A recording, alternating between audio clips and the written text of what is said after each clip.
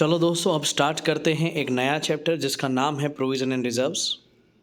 दोस्तों, मैंने कई बार आपको बताया है कि अकाउंट्स एक इतना बढ़िया सब्जेक्ट है जो कि आपको बहुत सारे लाइफ लेसन्स देता है, जो कि आपको ज़िंदगी जीने के लिए बहुत हेल्पफुल रहता है। उन्हीं में से कुछ टॉपिक्स हैं, वो हैं प्रोविज़न्स एंड रिजर्व्स के। वैसे इनका नेचर एक जैसा लगता है, पर एक बारीक डिफरेंस है जो कि कॉमर्स के बच्चों को खास करके समझना बहुत ज़रूरी है। तो अगर प्रोविज़न एंड रिजर्व्स की बात करें, तो शुरुआत में आपको एक छोटा सा इंट्रोडक्टरी पोर्शन दिया है। ये इंट्रोडक्टरी पोर्शन में सबसे पहले आपको बताया है कि कुछ कॉन्सेप्ट्स, प्रिंसिपल्स एंड कन्वेंशंस हैं जो फॉलो किए जाते हैं बिजनेस अकाउंट्स मेंटेन करते टाइम पे। उनमें से एक एजम्पशन, जिसको one of the basic assumption कहते हैं, वो है गोइंग कंसर्न। और ये गोइंग कंसर्न अजम्पशन काफ़ी इम्पॉर्टेंट रहता है, क्योंकि वो ये बताता है कि जो आपका बिज़नेस है वो काफ़ी लंबे टाइम तक चलेगा, वो कम टाइम में डिज़ोल्व नहीं होगा, बंद नहीं हो जाएगा। और अगर आपको कोई बिज़नेस अगर लंबे टाइम तक टिका के रखना है, तो दोस्तों ये बहुत ज़्यादा ज़रूरी रहता है कि उसकी फ़िनैन्शियल पोजीशन जो है वो मजबूत हो। और ये फ़िनैन्शियल पोजीशन को मजबूत रखने के लिए ही जो रखा जाता है, उसको बेटा बोलते हैं रिज़र्व। दूसरा, कि बहुत सारी ऐसी एडवर्स सिचुएशन बिजनेस को फेस करनी पड़ती है। कभी कभार लॉकडाउन लग गए, जैसे अभी इस बार कोविड में। तो अगर कोई कंपनी हो, कोई फर्म हो, कोई बिजनेस हो जिसके पास बचाया हुआ पैसा, रिजर्व किया हुआ पैसा ना हो, तो उसके लिए सरवाइव करना मुश्किल हो जाता। तो ये रिजर्व आपको एडवर्स सिचुएशन से लड़ने की ताकत देता है।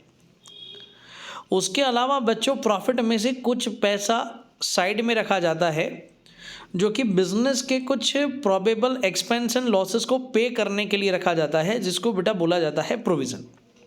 ठीक है, तो उसके कुछ बारीक डिटेल हैं, तो अब स्पेसिफिकली ज़रा पढ़ते हैं प्रोविज़न क्या है।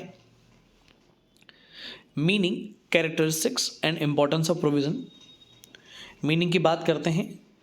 Provision means an amount appropriated from profit to honor probable liabilities which can be identified but the amount of which cannot be ascertained accurately। कहने का मतलब क्या है कि अपने प्रॉफिट में से कुछ हिस्सा हमें बाजू में रखना पड़ता है, एलोकेट करना पड़ता है, अपनी आने वाले टाइम की प्रोबेबल जिम्मेदारियों को पूरा करने के लिए, उनको पे ऑफ करने के लिए।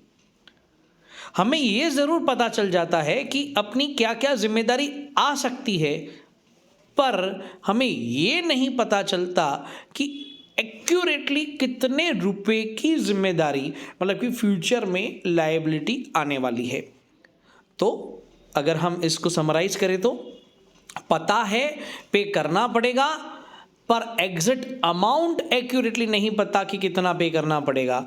उसके लिए जो क्रिएट किया जाता है उसको प्रोविज़न कहा जाएगा। एग्जाम्पल के तौर पे बच्चों, एसेट्स हैं, एसेट्स उसके यूसेज के वजह से, टाइम पासिंग की वजह से उसके वैल्यू में रिडक्शन आता है, डेप्रिशिएट होता है।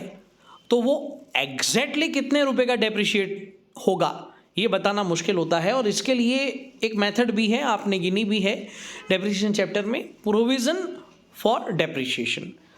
तो जिसका खर्च होना है, पर आप अमाउंट एक्यूरेटली नहीं, पर किसी अंदाज से लेके चलते हो, तो उसके लिए जो क्रिएट करते हैं उसको प्रोविज़न कहते हैं। वैसे ही प्रोविज़न फॉर बैड डेब्ट, कि शायद कुछ आपके जो डेटर्स हैं वो आपको पैसा नहीं देंगे। Provision for repair and renewals, कि फ्यूचर में आपको कोई रिपेयर्स कराने की ज़रूरत पड़ सकती है। प्रोविज़न फॉर टैक्सेशन, सरकार को जो टैक्स पे करने का है। Provident fund, pension fund, workers profit sharing fund, तो जो प्रॉफिट कमाएंगे उसमें से वर्कर को क्या हिस्सा देंगे।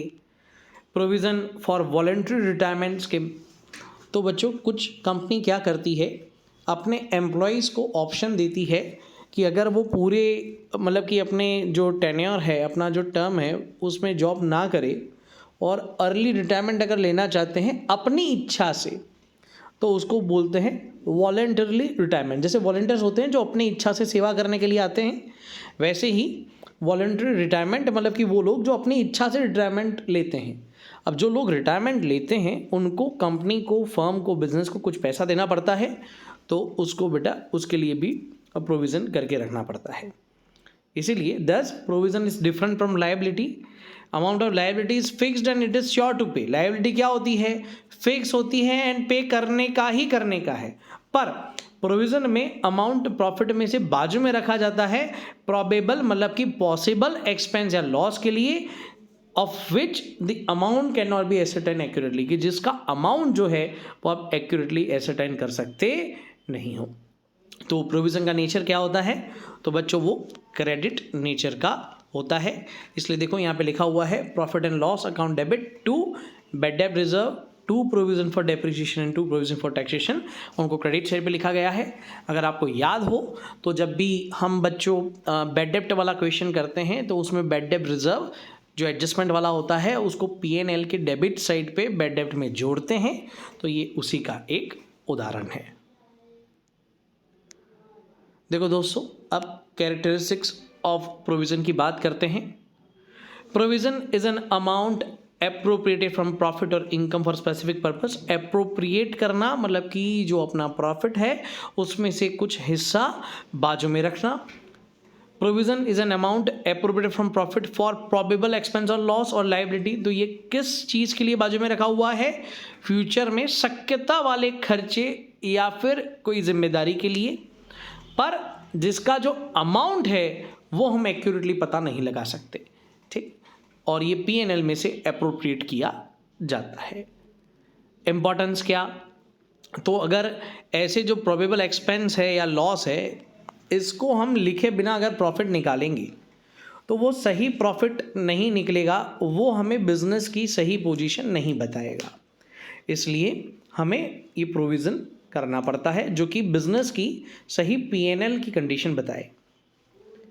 ये जो कि बिजनेस पे कोई एडवर्स इम्पैक्ट होने वाले हो उनसे वो बचाता है, और कौन कौन सी चीज़ें फ्यूचर में अपने बिजनेस के परफॉर्मेंस पे इफेक्ट करेगी इसके लिए मदद रूप होता है। जो लायबिलिटी तुमको ऑलरेडी पता है उसको एक तरीके से इवन अमाउंट से स्प्रेड करने के लिए हेल्पफुल होता है। जैसे कि दोस्तों डेप्रिसिएशन की अगर हम बात करें तो डेप्रिसिएशन में 5 लाख का मशीन है, 5 साल में हर साल 1 लाख लगाया, पर 1 लाख वो हमने क्या किया? इवनली स्प्रेड किया। हम एक्यूरेटली बता नहीं सकते थे, पर वो 5 लाख को कुछ भी करके स्प्रेड तो करना था अलग अलग साल में, तो वो इवनली स्प्रेड कैसे हुआ? डेप्रिसिएशन प्रोविज़न की मदद से।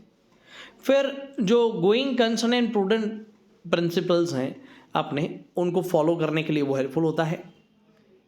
ये किसी एसेट की वैल्यू को कम करने के लिए, राइट ऑफ करने के लिए अगर कोई इशू होने वाले हैं तो उसके सामने भी वो हेल्पफुल रहता है। जैसे कि मान लो कोई बिल्डिंग है, वो बिल्डिंग धीरे धीरे करके पुराना हो रहा है, तो वो बिल्डिंग पुराना हो रहा है उसके सामने कोई एक ऐसा प्रबंध करने के लिए मदद करता है कि अगर इन फ्यूचर जब वो एसेट अगर कुछ काम का ना हो तो जो हमने कुछ बाजू में पैसा रखा हुआ है उस प्रबंध से हम कोई दूसरे एसेट को खरीद सके। तो दोस्तों ये था आपका प्रोविज़न।